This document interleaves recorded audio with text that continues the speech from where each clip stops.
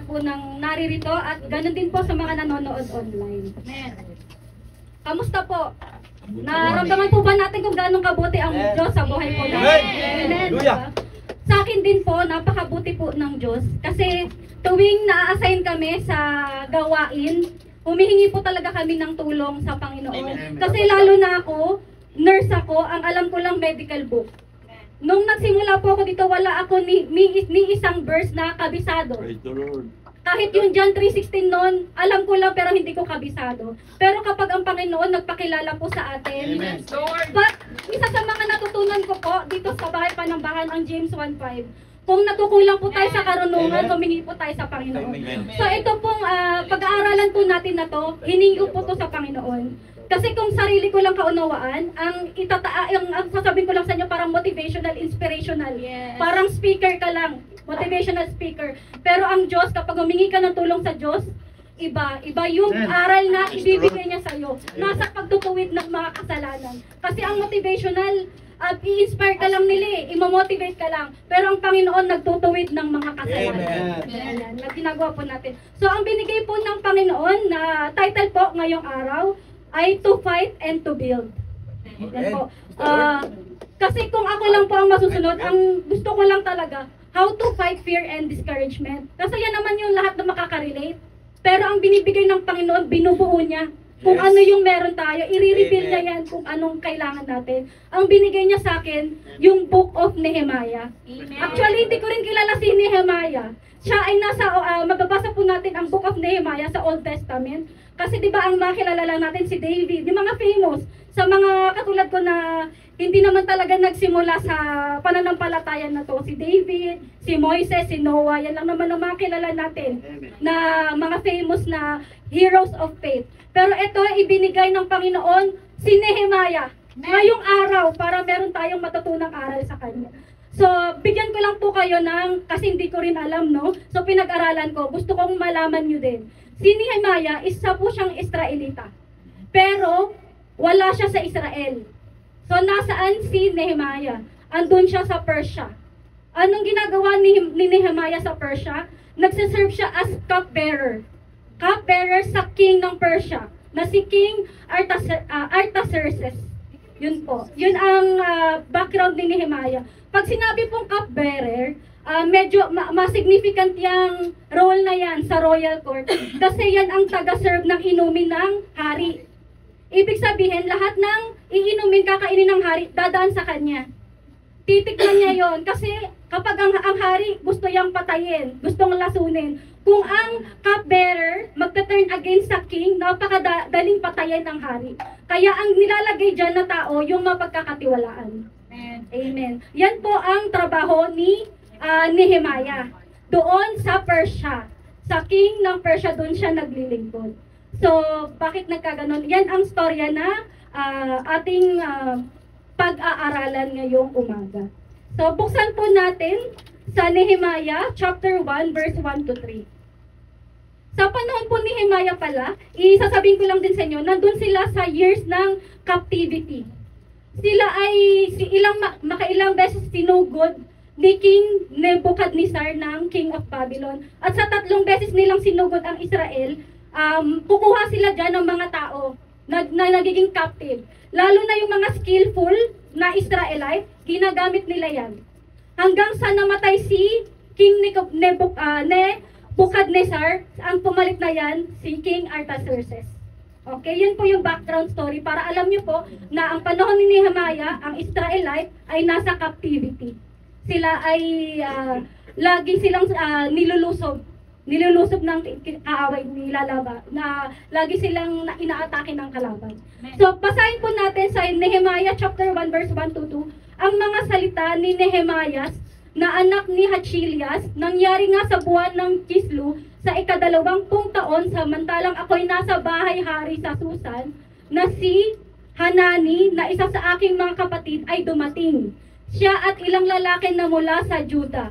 At tinanong ko sila ng tungkol sa mga Hudyo na nakatanan na nangaiwan sa pagkabihag at tungkol sa Jerusalem. At sinabi nila sa akin ang nalabi na naiwan sa pagkabihag doon sa lalawigan ay nasa malaking kapighatian, akat at kakutyaan. Ang kuta naman ng Jerusalem ay nabagsak at ang mga pintuang bayan ay nangasunog sa apoy. So, nung panahon po na yun, nagpunta ang kapatid niyang si Hanani kasama yung ibang mga kalalakihan na kasama niya. So, nabalitaan niya na ang wall ng Jerusalem ay bagsak. Inatake na naman sila, sira ang wall ng Jerusalem. So kapag sinabing ang wall ng isang bayan ay sira, ano po bang ibig sabihin nun? Madaling atakihin. Madaling atakihin, walang depensa. So, kasi ni Nehemiah, ang katawan niya nasa Persia, pero ang puso niya nasa Israel. Mahal niya talaga yung mga kababayan niya na yun, kaya ang interest niya talaga nasa Israel. So yun, nakita niya doon na ang mga tao nasa masamang kalagayan at ang wall ay bagsak. Nasa masamang kalagayan talaga sila. Ang sitik kasi na walang walls talaga ay napakabilis atakihin ng kalaban niya. So i-relate natin yan sa ating buhay ngayon. Kasi ang salita ng Diyos noon, ngayon at magpakailanman, iba't ibang sitwasyon yan, pero iisa lang pinagdadaanan ng tao. Paano kung ang pananampalataya mo ay bagsak din? Diba napakadali yung atakihin ng kalaban? Ano, sino ang unang inaatake ng kalaban? Yung weakest. Kung ano yung weak point mo, kung sino yung pinakamahina, yan ang uunahin niya. Kaya yan po ang binibigay ng ating Panginoon ngayon. Patatagin po natin yung ating wall of faith, yung ating pananampalataya, ipatatagin po natin. So, nung nalaman po ng Nehemiah, yung nangyari po na pagkasira ng wall ng Jerusalem, ito po yung ginawa niya. Babasahin po natin yan sa Nehemiah chapter 1, verse 4 to 11. At nangyari, nang marinig ko ang mga salitang ito, na ako'y naupo at umiyak, at nanangis na ilang araw, at ako'y nag-ayuno, at dumalangin sa harap ng Diyos ng langit. At nagsabi, aking dinadalangin sa iyo, O Panginoon, na Diyos ng langit, na dakila at kakilakilabot na Diyos, na nag-iingat ng tipan at kaawaan na nagsisiibig sa Kanya, at nangag-iingat ng Kanyang mga utos. Pakinggan ngayon ng iyong tainga, at idilat ang iyong mga mata, upang iyong dinggin ang dalangin ng iyong lingkod, na aking itinadalangin sa harap mo sa panahong ito, araw at gabi, dahil sa mga anak ni Israel na iyong mga lingkod, habang aking ipinahahayag ang mga kasalanan ng mga anak ni Israel na aming ipinagkasala laban sa iyo. Oo, ako ang sangbahayan ng aking magulang ay nagkasala. Kami ay lubhang nagpapahamak laban sa iyo. At hindi nangag-ingat ng mga utos o ng mga palatuntunan man o ng mga kahatulan na iyong inutos sa iyong lingkod na kay Moses. Alalahanin mo, isinasamo ko sa iyo ang salita ng iyong inutos sa iyong lingkod na si Moises, na sinasabi, kung kayo'y magsisalangsang aking pangangalatin kayo sa lahat ng bayan. Ngunit, kung kayo'y magsibalik sa akin at ingatan ninyo ang aking mga utos at gawin, bagaman ang nangatapon sa inyo ay nasa kaduluduluhang bahagi ng mga langit, akin ngang pipisanin sila mula roon at dadalhin ko sila sa dakong aking pinili upang patahalin doon ang aking pangalan. Ang mga ito nga'y ang iyong mga lingkod at ang iyong bayan na iyong tinubos sa pamamagitan ng iyong dakilang kapangyarihan, sa pamamagitan ng iyong malakas na kamay. O Panginoon, isinasamo ko sa iyo, pakinggan ngayon ang inyong pakinig, ang dalangin ng iyong lingkod at ang dalangin ng iyong mga lingkod na nangangasayang matakot sa iyong pangalan.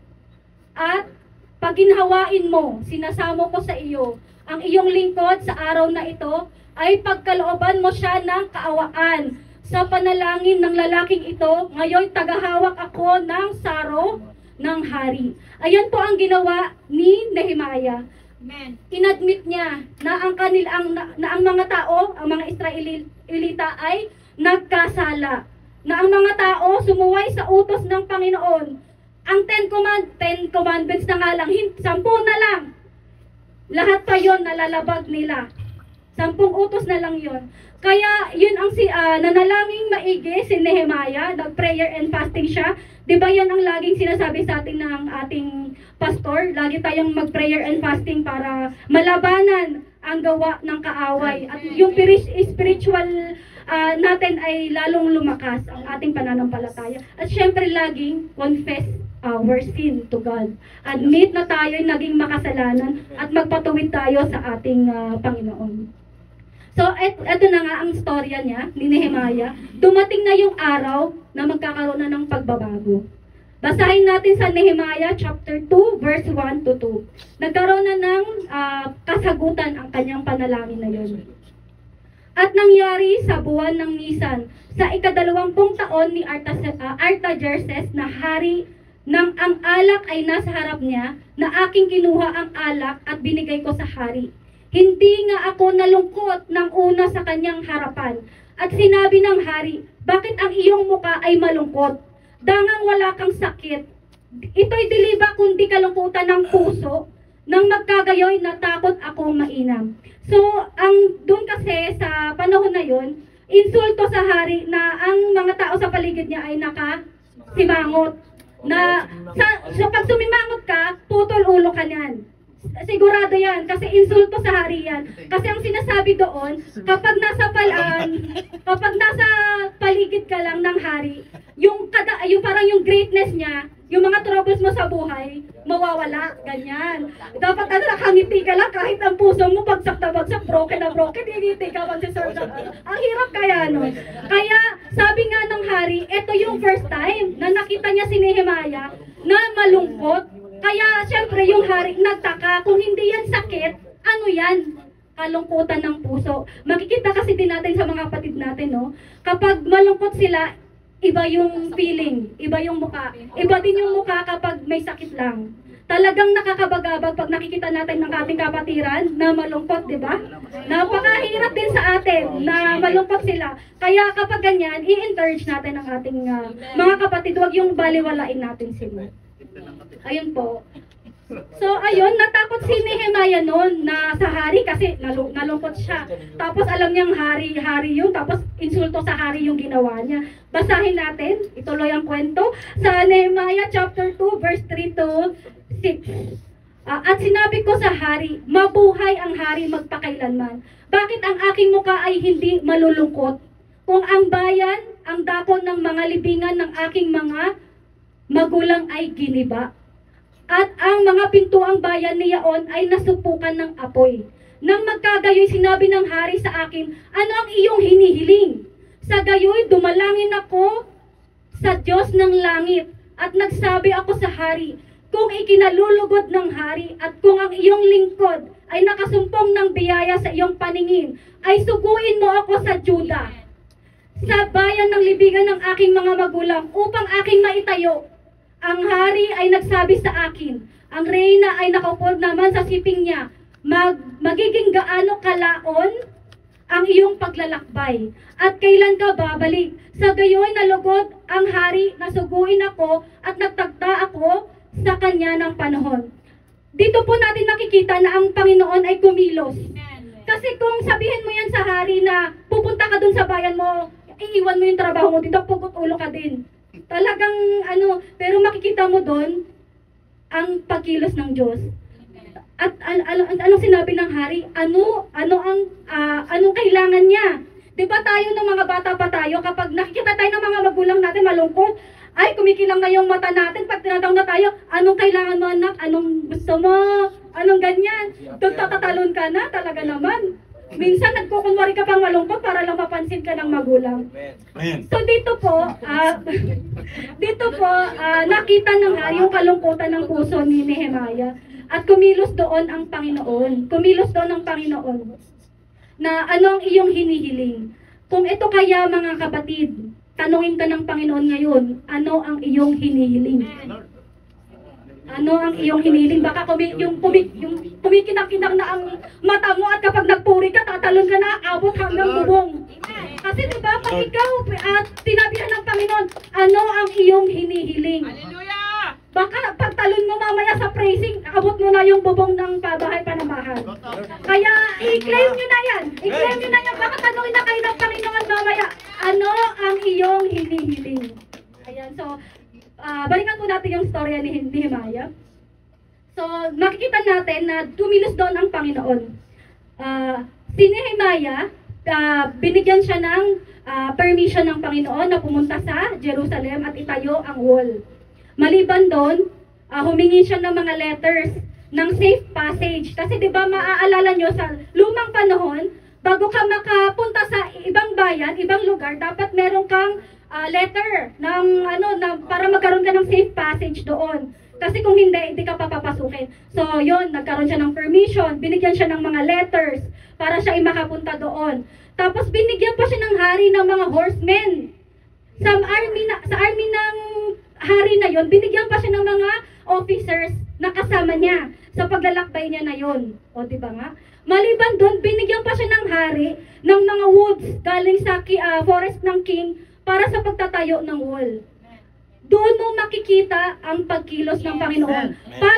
Paano mangyayari na nagpaalam ka sa hari at ibinigay ng hari lahat ng kailangan mo? Eh kung pwede naman niyang sabihin, sige, umalis ka. Bahala ka na sa buhay mo, basta bumalik ka dito sa tinakda mo panahon. Diba? Makikita mo talaga ang favor ng Panginoon na ang pangyarihan ng Panginoon ay kumikilos. Kapag ang ginagawa natin ay para sa kaluwalhatian, to glorify God, kikilos talaga ang Panginoon sa ating mga buhay. Yung mga imposible na naisip natin, magiging posible. Di ba nabasa natin din yan sa Luke 1:37? With God, all things are possible. Amen. Amen.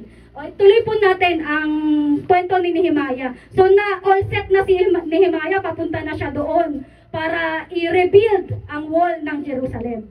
Basahin po natin sa Nehemiah chapter 2 verse 10. At nang mabalitaan ni Sanballat na Heronita at ni Tobias na lingkod ng Amonita ay namanlaw na mainam sapagkat may naparoong isang lalaki upang hanapin ang ikagagaling ng mga anak ni Israel.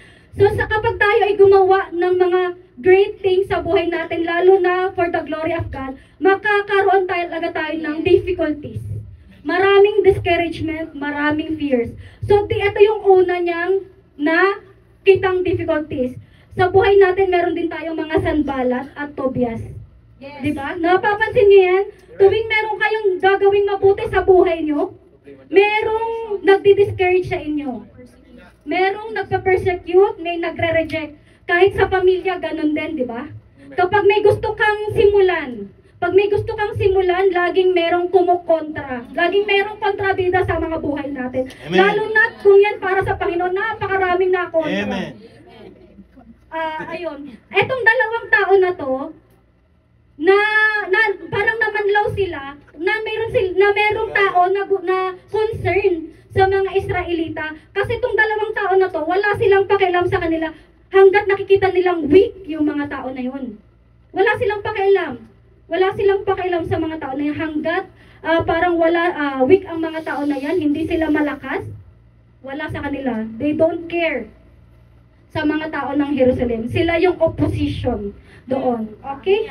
Sa ngayon, alam naman natin yan na sa ating buhay, talagang kapag meron tayong sinisimulang proyekto sa buhay natin na talagang alam natin magpapabago sa buhay natin, laging may kumukontra, laging may opposition.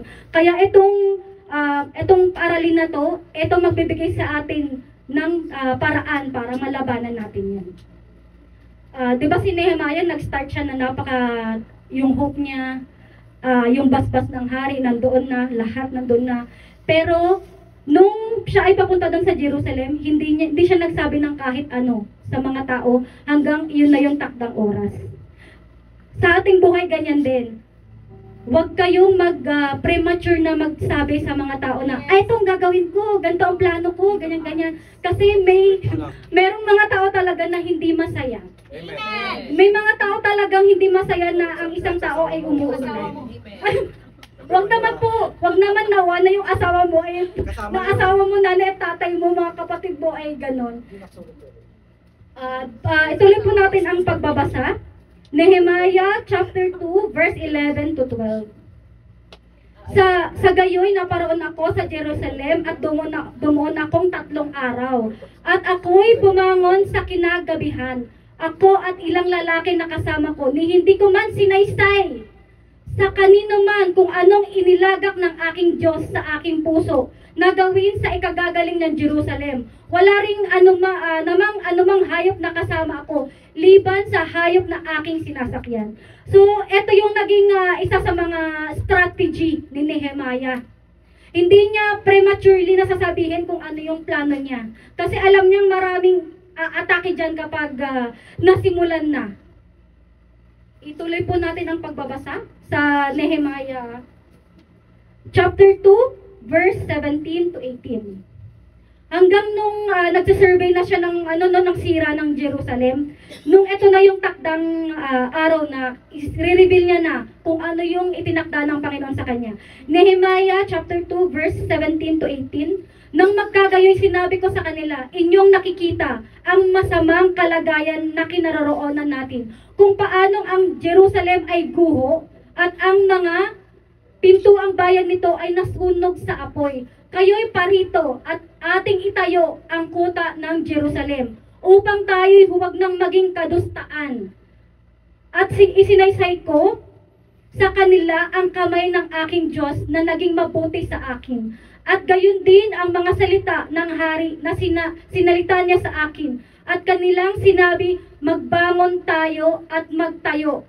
Sa gayoy, kanilang pinalakas ang kanilang mga kamay sa mabuting gawa. So ito na yung araw na inireveal na ni Nehemiah yung plano ng Panginoon.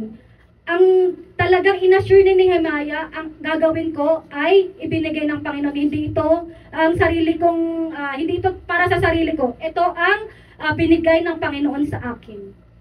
So nung nireveal niya na ang nais niyang gawin sa mga tao, meron na namang discouragement na dumating. Mababasa natin yan sa Nehemiah chapter 2 verse 19. Ito talaga, hindi ito maitigil si Satanas talaga sa kanyang mga ginagawa. Kapag meron ka talagang nais gawin na para sa kaluwalhatian ng Panginoon. Ngunit nang mabalitaan ni Sanballat na Heronita at ni Tobias na lingkod ng Amonita at ni Gesem na taga-Arabia ay kanilang tinawanang mainam kami at hinamak kami at sinabi, ano itong bagay na inyong ginagawa? Manghihimagsik ba kayo laban sa hari?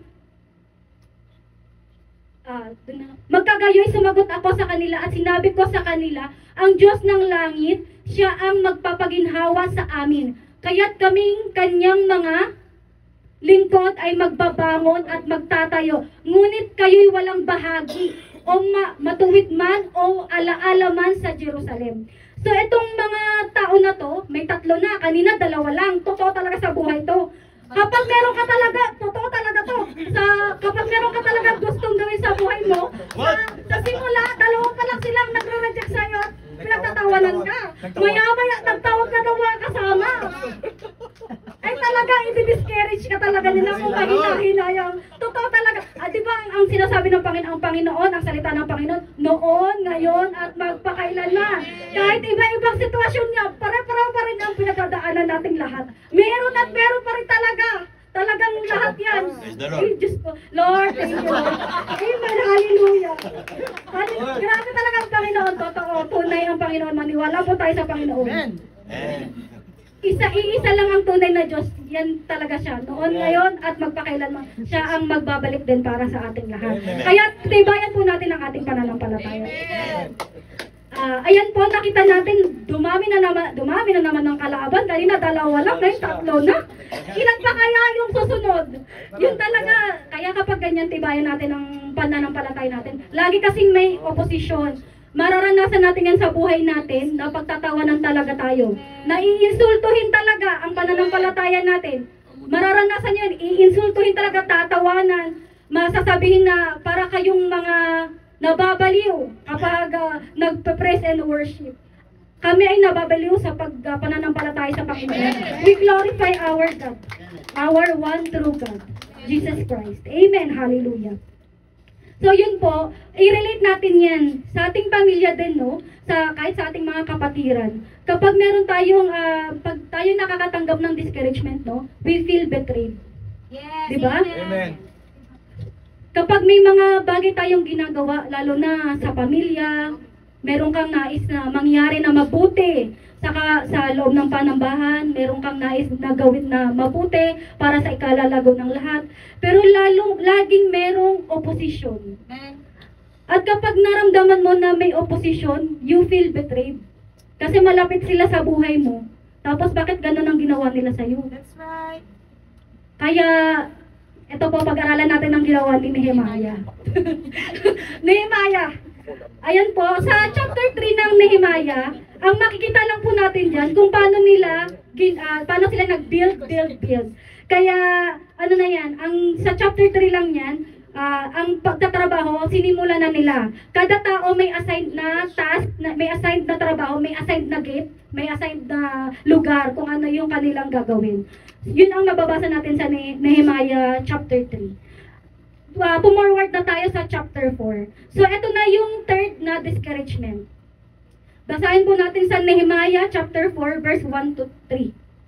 Ngunit nangyari na nang mabalitaan ni Sanballat na aming itinatayo ang kuta, siya'y nag-init at nagalit, mararamdaman niyo ba yan, na mainam at tinuya ang mga Hudyo. At siya'y nagsalita sa harap ng kanyang mga kapatid at nang hukbo ng Samaria at nagsabi, anong ginagawa nitong mahihinang Hudyo? Magpapakatibay ba sila? Mangaghahain ba sila?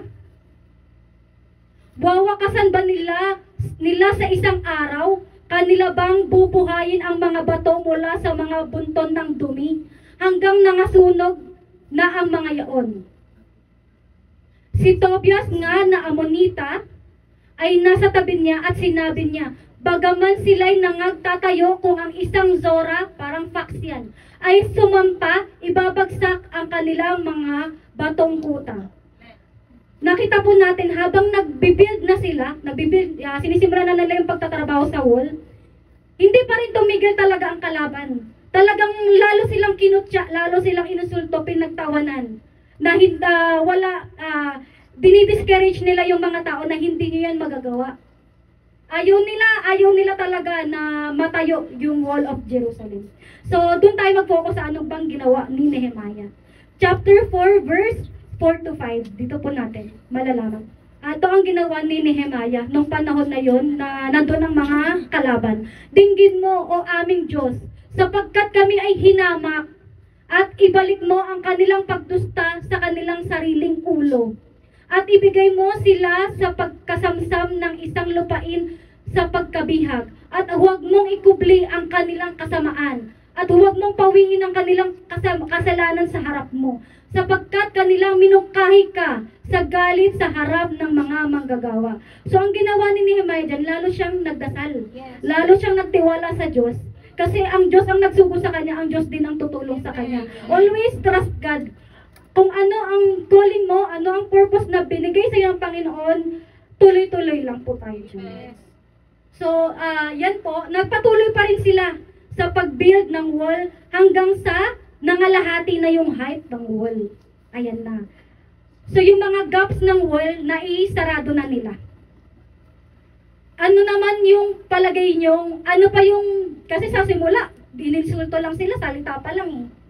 Ano naman yung kaya pa nilang gawin para hadlangan yan? Mababasa po natin yan sa chapter 4 verse 8 ng Nehemiah. Eto na. At nagsipagbanta silang lahat na magkakasama upang magsiparoon at magsilaban sa Jerusalem at upang manggulo roon. Nung umpisa, pangungutya lang, pangiinsulto. Ngayon, binabantaan na sila. May threat na ma-harm sila. Dahil dun sa para mahadlangan yung pagbuo ng wall. So, ang gusto ng mga taong ito, magkaroon ng confusion yung mga tao. Kasi ang isang tao na confused, hindi yan makamove forward. Hindi niya mapupulfill ang will ng Panginoon. Hindi niya mapupulfill ang kalooban ng Panginoon. Kaya ang ginagawa ng kalaban, binibigyan niya ng confusion ang mga tao. So, ito po ang ginawa ni Nehemiah noon. Nehemiah verse 4, chapter 9. Ngunit kami ay nagsidalangin sa aming Diyos at naglagay ng bantay laban sa kanila araw at gabi dahil sa kanila. Anong nakita natin ginawa ulit ni Nehemiah? Nanalangin. Maliban sa pananalangin, gumawa din siya ng strategy. Naglagay siya ng mga bantay. Kasi di ba kanina nabanggit natin na nagpadala din ang king sa kanya ng mga horsemen na galing sa army ng hari ng Persia, ni Artaxerxes. Ayan, maliban sa pananalangin, may action din siyang ginawa. Amen. Okay? Nakita natin dyan, ha? Kasi ang atake, hindi tumitigil. Ayaw tumigil. Nasa kalahati na sila ng wall. Meron pa rin umaatake sa kanila. Doon pinakita nila na sila ay committed na talagang gawin yung trabaho na ibinigay ng Panginoon. Parang ganun din sa ministry, no? Napapansin nyo, talagang ang salita ng Diyos noon, ngayon at magpakailanman. Nakikita nyo ba? Nare-realize nyo ba mga kapatid? Dito sa ministry natin, maire-relate nyo yan. Kaya talagang ang salita ng Diyos talaga, nakaka-bless yan. Subukan yung magbasa, maire-relate nyo yan sa inyong mga buhay. Ito nga po yung isa kong napakinggan na preaching, sabi doon. Hindi mo kailangang i-figure out ang Panginoon bago ka maniwala. Kasi hindi mo mapifigure out ang Panginoon. That is beyond human understanding. Iba ang wisdom ng Panginoon. Maniwala ka at unti-unting i-reveal ng Panginoon sa iyo kung sino siya. Yes. So, yun po, makikita natin doon, nakakalahati na ang wall, meron pa ring ataking binibigay ang kalaban. Dito, meron na namang difficulties na dumating. Nakakalahati na sila, nakita na natin na may difficulties outside, nagkaroon na din ng difficulties inside. Ano po kaya yung mga naging difficulties inside? Napagod na po yung mga tao. Mababasa po natin yan sa Nehemiah chapter 4 verse verse 10. At ang Juda ay nagsabi, nawalan ng lakas ang mga tagadala ng mga pasan. At maraming dumi na pat hindi kami makapagtayo ng kuta. So, nakita natin na may problema sa labas, may difficulty sa labas, nagkaroon na rin ng difficulty sa loob. Ikaw ba naman na magtayo ng wall? Napakabigat ding trabaho niyan, tsaka may mga dumi yan, kailangan mo rin yan linisin lahat. So, nagkaroon na ng napagod na yung mga tao. Kasi marami na silang nagawa, pero marami pa rin kailangan gawin. Maire-relate yun na naman to sa mga buhay nyo. Kapag nasa gitna na tayo ng gusto nating gawin, nakakaramdam na tayo ng pagod. Nakakaramdam na tayo ng stress. Yung malapit na yung breakthrough mo eh. Ang lapit na ng breakthrough mo. Andyan na oh. Tapos, sinubo ka ni Satanas, nagpadala ka naman. Ganyan talaga, ito talaga yung mga parteng medyo mahirap kapag may nagawa ka na at marami pang kailangan gawin. Diyan ka na naman, atakihin ni Satanas. Kaya kapag nasa gitna kayo, ibig sabihin yan, konti na lang talaga, makukuha ko na yung breakthrough ko, hindi ko na talaga to bibitawan. Kasi kapag dun ka sa gitna, lumagapak, balik ka na naman sa zero. E di pagod ka na naman nun, talo ka na naman dun. Kaya, kapag ganyan talaga, ipanalangin po natin sa Panginoon. Nabigyan tayo ng kalakasan kasi ang Panginoon na rin naman ang nagbibigay ng kalakasan. Ang Panginoon na nagbibigay ng protection. Ang Panginoon na nagbibigay ng wisdom. So, saan ka pa? Sa Panginoon. Okay? Basahin po natin sa Nehemiah 4, chapter 11. At sinabi ng aming mga kalaban, sila'y hindi mga kakaalam o mga kakakita man hanggang sa kami ay magsidating sa gitna nila at patayin sila at ipatigil ang mga gawain. Ay, grabe na to. Kanina, panginsulta lang. Tapos ang sumunod, threat lang. Ngayon, papatayin na. Siyempre, hindi nila makadlangan yung pagtayo ng wall eh. Ano nang next nilang gagawin? I-harm ka na. Patayin ka na. Atakihin ka na talaga para mathinto na talaga yung pag-build ng wall. So, tinakot sila. Siyempre, kapag sinabing papatayin ka, ano bang mararamdaman mo? Matatakot ka talaga. Ang hirap din nga yung mamatay yung pananampalataya, nakakatakot din yun. Diba? Kaya wag po tayo na mamatay yung pananampalataya natin sa Panginoon. Ano po yung ginawa ni Nehemiah nung nagkaroon na ng ganong pag-atake? lalaki. Basahin po natin sa Nehemiah 4, chapter 13. Diba? Ibinibigay ng Panginoon lahat ng tanong at sagot. Andito na lahat. Kahit basahin ko na nga lang yun, mauunawaan nyo to eh. Mga kapatid, lagi niyong tatandaan, ang salita ng Panginoon, ginawa yan para sa tao. Kaya mauunawaan din yan ng tao.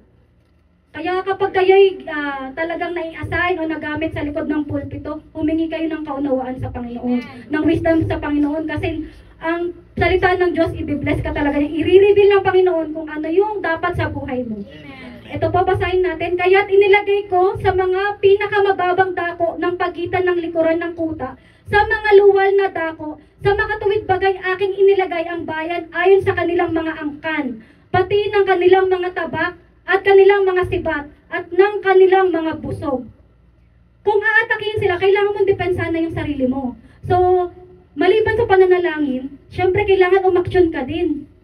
Kailangan mong proteksyonan yung sarili mo, kasi ayan na yung atake ng kalaban. Ayan ang strategy ni Nehemiah doon, na lumaban na. Parang put full armor.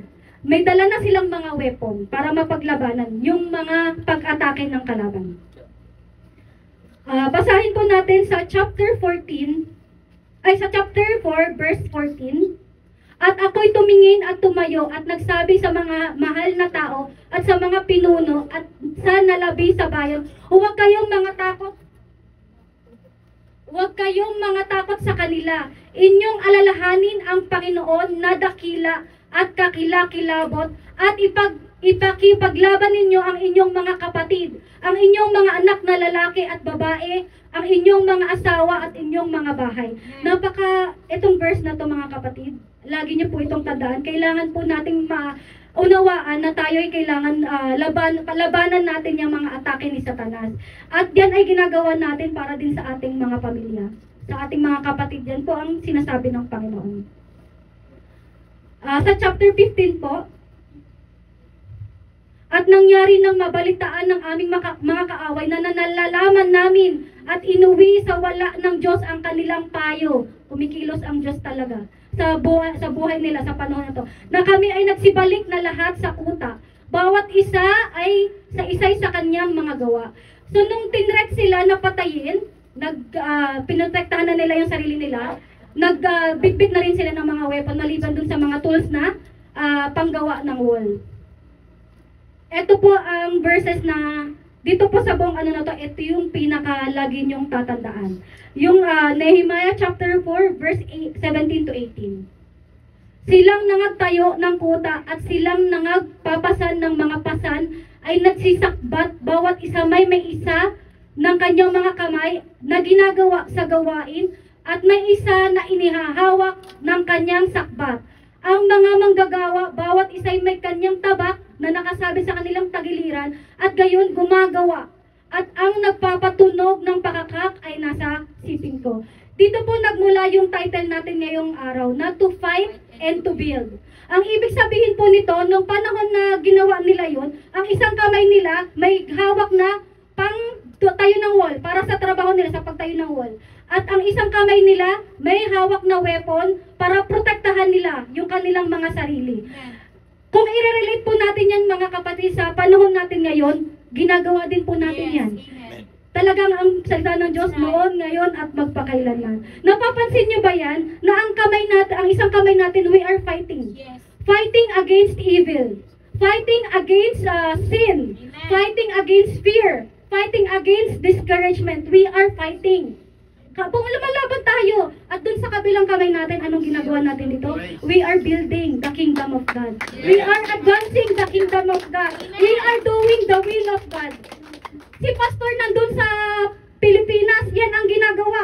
Ang dalawang kamay niya, ina-advance niya, nagahayo siya ng mga tao doon. Ganon din po ang gawin po natin sa ating mga buhay. We build and we fight.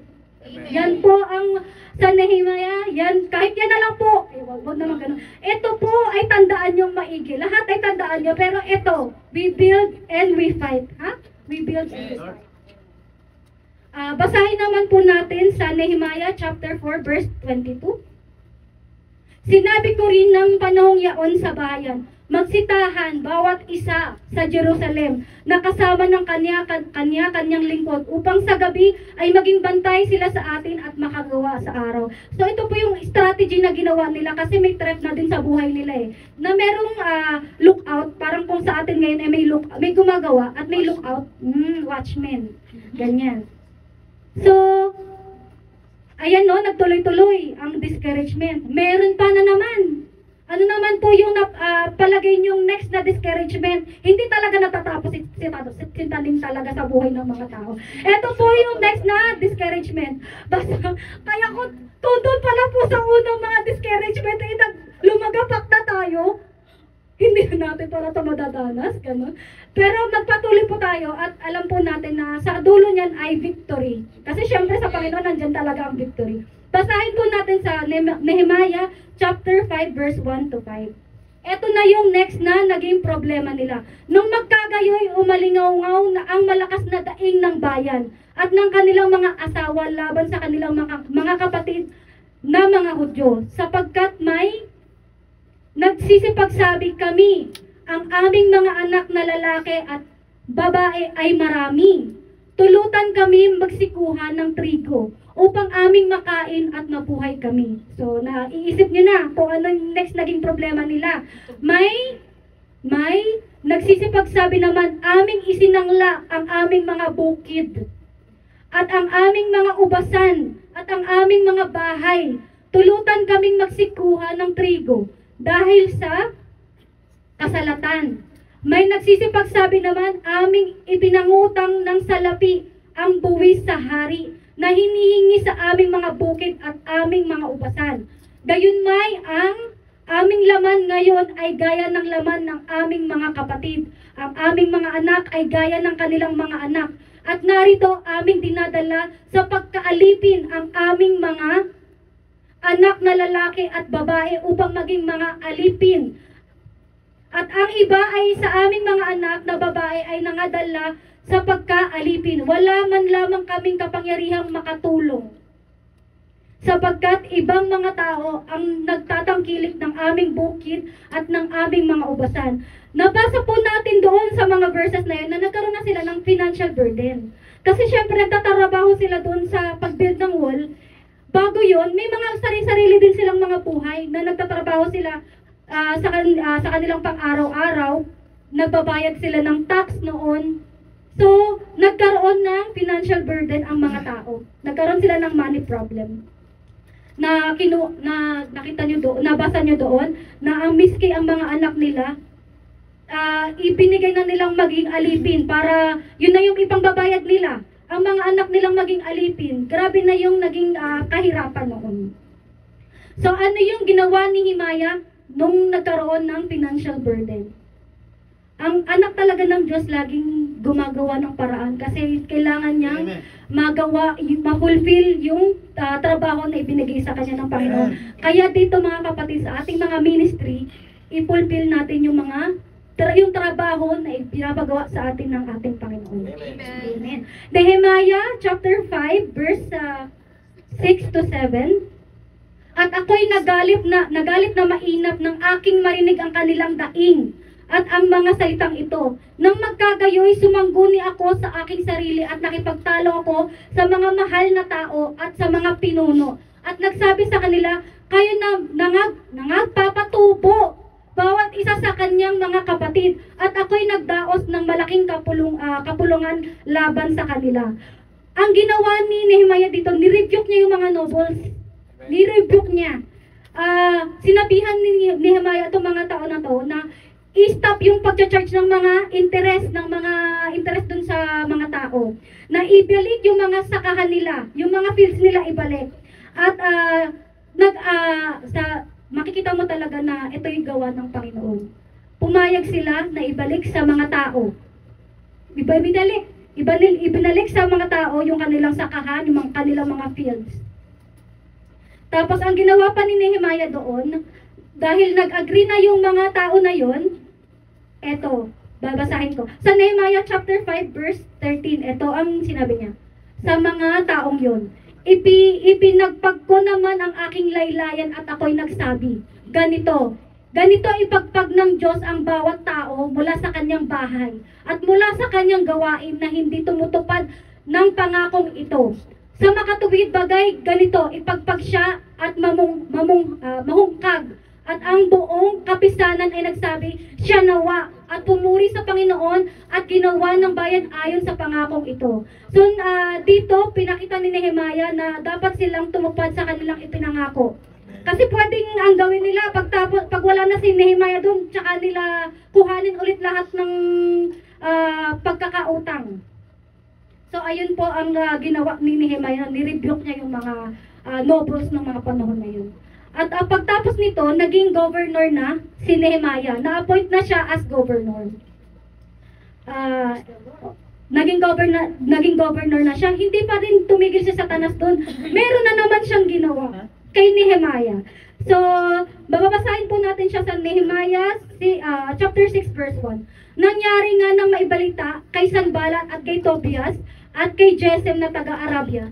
At laging may dagdag po. At sa nalabi sa aming mga kaaway na aking naitayo na ang kuta at wala nang siram na iiwan doon, bagaman hanggang sa panahong yaon ay hindi ko pa nailalagay ang mga pinto sa mga pintuang bayan, na si Sanballat at si Gesem ay nagsugo sa akin at nagpapasabi, ikaw ay parito.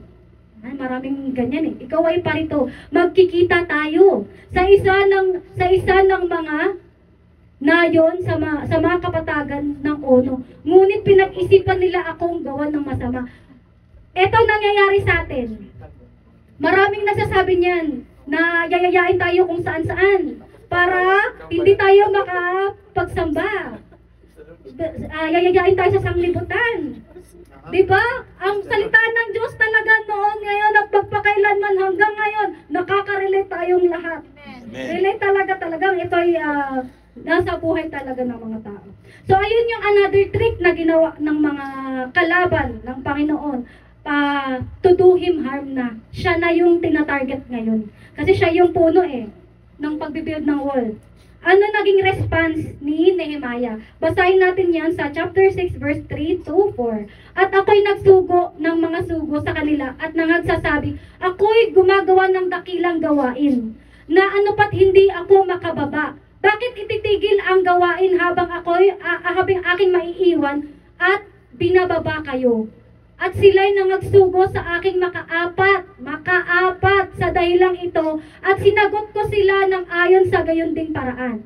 Hindi lang pala siya isang beses na ginugoyo. Hindi lang pala siya isang beses na dinadaya. Talagang maraming beses siyang sinasabing, tara na, parang sa atin halika na, tara na doon sa patay sindi. Patay tayo dyan.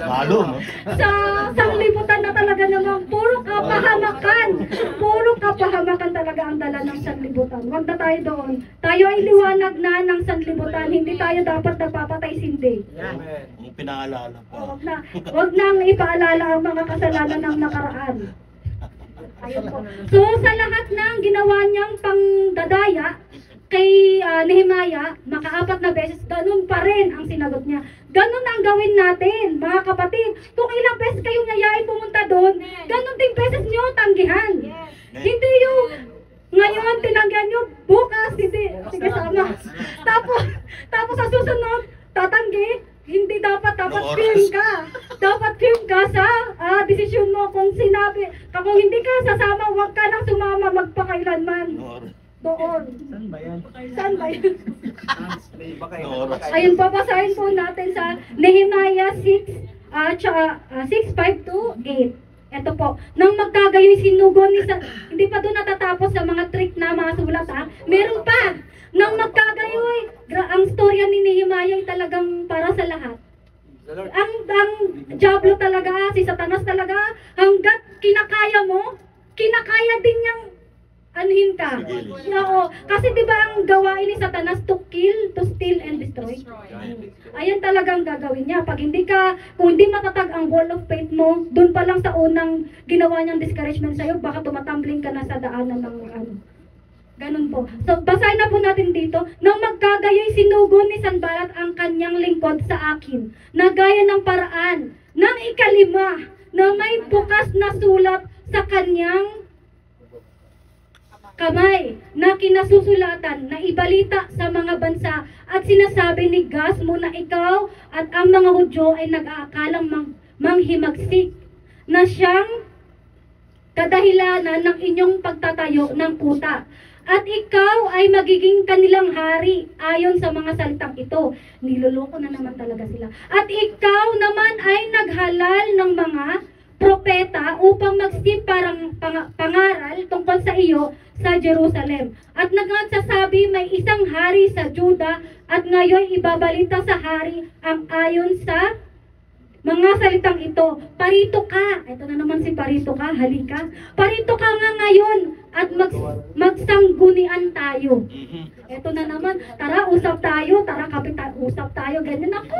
Delikado talaga yan. Nang magkagayon, nagsugo ako sa kanya na aking sinasabi, walang ganyang mga bagay na ginawa na gaya ng iyong sinasabi, kundi iyong mga pinagbubuhat sa iyong sariling puso. Kapag tayo may wisdom na galing sa Panginoon, kaya na nating i-discern kung ito ay totoo o ito ay dinadaya. Totoo yan. Totoo yan talaga. May discernment ang mga anak ng Diyos. Alam nila yan kung ikaw ay niloloko lang o ito ay totoo. Malaramdaman man kasi i-reveal din yan ng Panginoon sa iyo. Ayun po. So, ito ang ginawa ni Nehemiah nun. Mababasa natin sa verse 9. Sapagkat ibig nilang lahat nasidlan ng takot kami.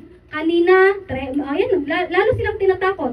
Na sinasabi ang kanilang mga kamay ay mga hihina sa gawain na ano pat hindi mayayari. Dinidiscourage na naman sila, hindi nyo matatapos yan. Ngunit ngayon, O Diyos, palakasin mo ang aking mga kamay. Kasi ang kalakasan, manggagaling din yan sa Panginoon. At ang Diyos, ang lumalaban sa mga batas natin. Akala nyo ba na sa pagdadasal natin, nagdadasal lang tayo, nilalabanan din ng Panginoon ang ating mga batas. May ginagawa din ang Panginoon dyan. Basahin po natin sa Nehemiah, chapter 6, verse 10. Ituloy na natin hanggang 12. At kayo'y naparoon, at ako'y naparoon sa bahay ni Semenias, na anak ni Delias, na anak ni Mehetabel, na nakakulong at kanyang sinabi, tayo'y magpupulong. Ito na naman, pagpupulong na magkakasama sa bahay ng Diyos. Ginamit pa nila ang bahay ng Diyos. Sa loob ng templo, at ating isara ang mga pinto ng templo sapagkat sila'y magsisiparito upang patayin ka. Oo, sa kinagabihay magsisiparito sila upang patayin ka. At aking sinabi, tatakas ba ang isang lalaking gaya ko?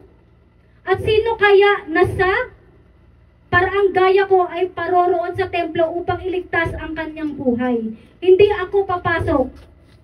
At nahalata ko at narito, hindi siya sinugo ng Diyos. Yan ang discernment. Kundi kanyang isinaysay ang hulang ito laban sa akin. At inupahan siya ni Tobias at ni Sanballat. Makikita mo, ang ginamit pa niya ngayon, doon daw sila pupunta sa templo, sa bahay ng Diyos.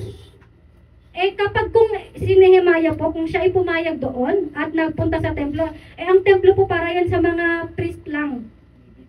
Sa mga priest lang, kung siya ay papasok doon, para siyang nakakumit na din ng sin. At magkakaroon siya ng masamang pangalan sa mga tao. Nakita niyo yun? Kapag hindi galing sa Diyos, hindi magkakaroon ng ganun.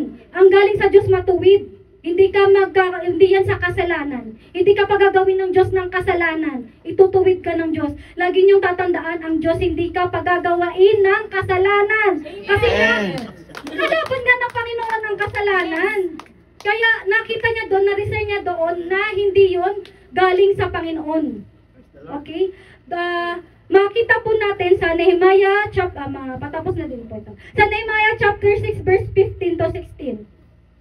Sa gayoy natapos ang kuta sa ika-25 araw ng buwan ng Elul.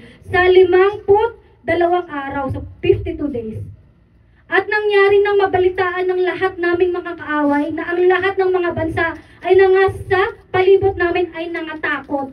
at na nga lumatang mainam, sapagkat kanilang nahalata na ang gawaing ito ay gawa ng aming Diyos.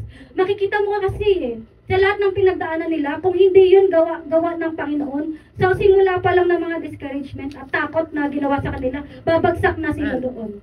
Pero gumawa ang Panginoon, yun ay para sa Panginoon, kaya talagang magkakaroon niya ng victory sa dulo. So, ayun po, ang ating victory, yan yung nagdi-dishearten sa mga enemies ng Panginoon. Kapag tayo nagkaroon ng victory. So, nakita dito ng mga tao na ito ay talagang ebidensya na ang gawang ito ay gawa ng Panginoon. So, ito po, sa conclusion na po tayo. Conclusion na. Gusto niyo pa talagang tumagal ito. Joshua, mababasa po natin to sa isa pang kwento. Gusto niyo pa po sa Joshua po, chapter 1, verse 9. Ito po ang sabi ng ating Panginoon, no? Have not I commanded thee? Be strong and of good courage. Be not afraid, neither be thou dismayed. For the Lord thy God is with thee, whithersoever thou goest, parang wherever we go. Ito po ay salita ng Panginoon. Ito po ay katotohanan. Ang Panginoon, kasama natin saan man tayo magpunta. Amen. Kasama po natin ang Panginoon. So, basahin po natin sa Deuteronomy, chapter 31, verse 8. And the Lord, He it is that doeth go before thee. He will be with thee. He will not fail thee, neither forsake thee. Fear not, neither be dismayed. Amen. Yan po mga verses na yan. Kahit isa lang yung panghawakan mo dyan, makakalaban ka talaga sa buhay. Ito po ang isa din sa mga paborito kong verse. Sa Psalm 27, verse 1. The Lord is my light and my salvation. Whom shall I fear? The Lord is the strength of my life. Of whom shall I be afraid? Amen. Mga kapatid, ang fear, nakakahawa yan, contagious yan. Sumama ka sa taong natatakot, mahahawa ka dyan. Pero, mga kapatid, ang faith contagious din. Yes. Sumama ka sa taong may matibay na pananampalataya, na-encourage kang lalong makakilala sa tunay na Panginoon natin, Jesus Christ. Amen.